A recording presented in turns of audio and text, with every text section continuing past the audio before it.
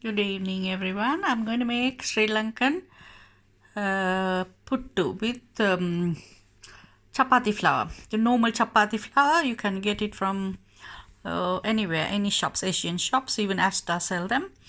I roasted the chapati flour. I normally roast the whole bag in a big roasting tray. And roast it in 100 degrees for roughly around 45 minutes. Just turn it occasionally. And I kept now I took 2 cups of chapati flour, which is roasted, and a pinch of salt, like a half a teaspoon salt, and I've got some boiling water, and I'm going to pour the boiling water in a jar, and going to add little by little to make puttu. I'm going to pour some warm water little by little, and I'm going to mix it gently, so you will be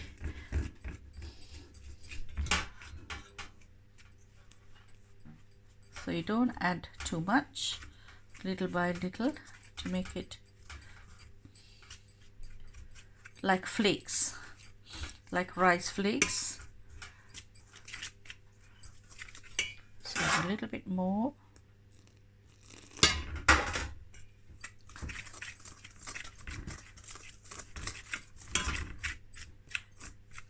More. So gently, just have to add it very gently. Don't add too much.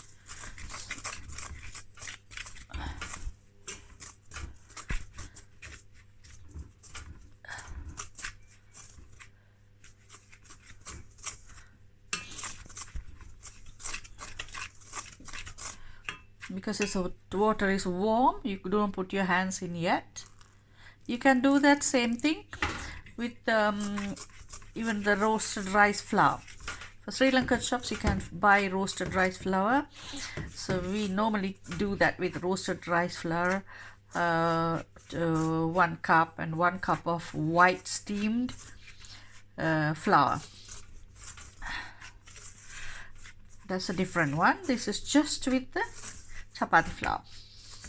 So see how it's coming like a flakes. Then we need to use our hands eventually.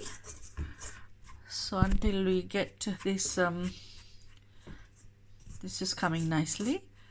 So take the big bits to the side, and then add a little bit more water for that side,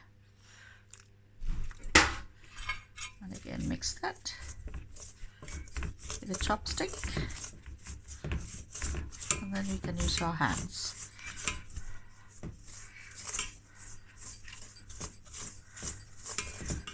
So until the flour get mixed, we got to add the warm water.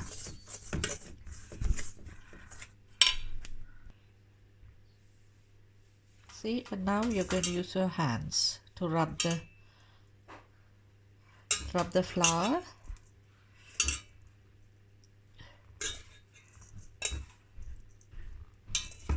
Nicely.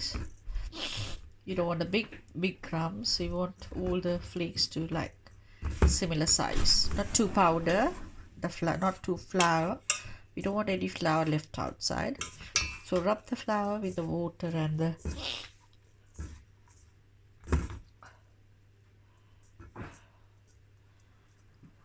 so if it doesn't really come nicely, you can do harder and then break it. So even if you do this, it's easier sometimes. Make it like a bit, doesn't matter, you can break it later. I have transferred this to like a tray, baking tray or roasting tray, so that I don't think any flour left there. So otherwise you can just bake them.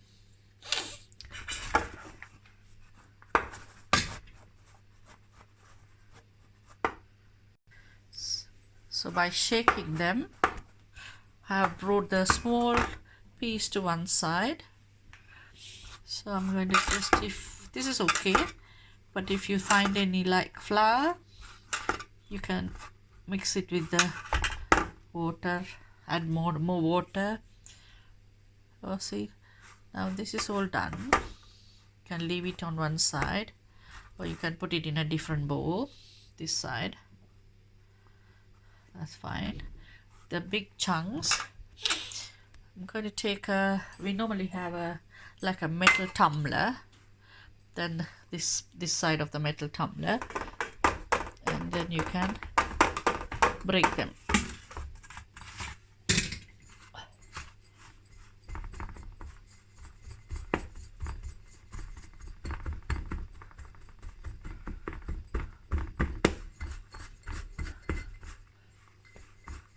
If it's too sticky, you can add some flour. Okay.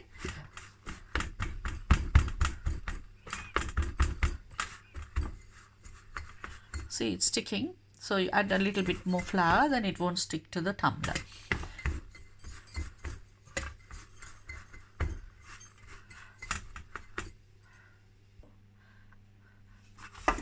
Like tossing the tray like that.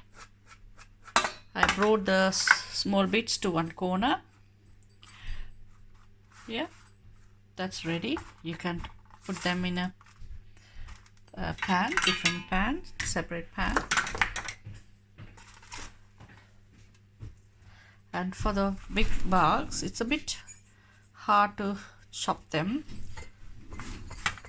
We call it kotturadu. We can't do that, so I'm going to add a little bit of more, drizzle a bit more flour for that.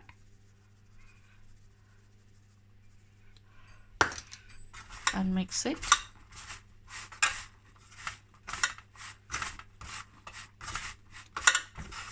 Okay, now do that.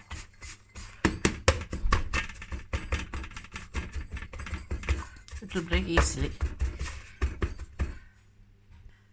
If you don't have a metal tumbler at home, you probably have a plastic one. It's a plastic cup.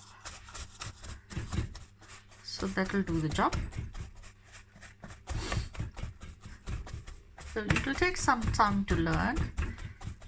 So you can always add water, and then if the water is too much, then add some flour. I remember when I started making this when my mom was ill and I have to make for the whole family. So I was only 15, so I just learned how to do it. So you all have to learn. You will enjoy. During this period, maybe your parents are ill and they love to eat some puttu, so you can make it. So it's ready. It's all done. So it's now nicely done. We're going to steam it now. For steaming, you can use the normal steamer. Normally everybody will have. Just a bit of water, you boil that. And once the steam is coming through the top, then you add the puttu and the coconut, grated coconut in there, and then steam it. That's it, it's done. I'm going to do it in the pressure cooker today. So I've added some water and the lid, and you have the whistle on top. So there is a new invention. And this you add this one on top of the whistle, and the steam comes through there. So you put that one on top. I have this grated coconut. I'm going to add the coconut at the bottom of this dish. And the water is boiling. And I'm going to add this puttu in there.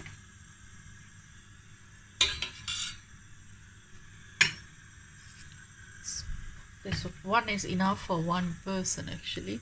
I'm going to add more coconut. You can add more coconut in there. It's tasty if you add more coconut. And then cover it and wait until the steam comes through these holes. For this puttu, while it's getting ready, I have taken the chapati flour. You can make it with chapati flour, normal atta flour, roast it. You can roast it in a pan, just a plain warm pan, but you have to turn it constantly until it's not burn, just crispy. So any atta flour, even with atta flour we used to make, roast it in the oven or in the pan. And then made this, and now it's ready. The steam, you can see the steam coming. Hope you can see the steam coming through the holes, so you can check it. So it's ready.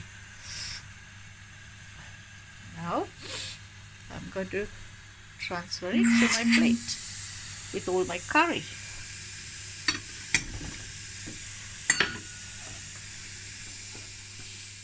Take that out. So the curry I made, I'm going to eat that puttu with the mutta kulambu, the greens, and the coconut chutney. I will teach you how to do the coconut chutney next time. And the fish cutlet. So it's delicious. Enjoy. So you can have a bit more. This is why you need the gravy. We put a lot of gravy for that. So you can eat it with your spoon, but real pleasure is like you can eat like that. Try with each and everything. You can eat with sambal. It's very hot, but it's really delicious with the kulambu. Break it. So you actually have to like mix it with your hands. Then that's a pleasure. And like that, yeah, you can eat it with a spoon, but hands are the tasty. Then eat a little bit of that, and then you eat. Enjoy.